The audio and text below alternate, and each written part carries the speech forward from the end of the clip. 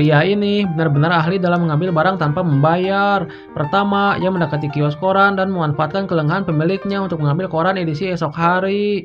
Di restoran, ia menukar gelas pelanggan yang pergi ke toilet dan dengan mudah mendapatkan segelas penuh minuman gratis. Ketika pelayan datang membawa makanan, ia dengan cepat mengambil roti tanpa menarik perhatian. Sarapan pun terselesaikan tanpa mengeluarkan uang. Setelahnya, ia pergi ke pusat perbelanjaan dan dengan lihai memasukkan sikat gigi ke dalam tas seorang wanita, meletakkan boneka di kereta bayi seorang ibu, serta menyelipkan sepatu bayi ke saku pria paruh baya. Sebelum pergi, ia bahkan menaruh sesuatu di kepala seorang pelayan. Saat tiba di kasir, ia hanya membeli permen karet senilai 50 sen.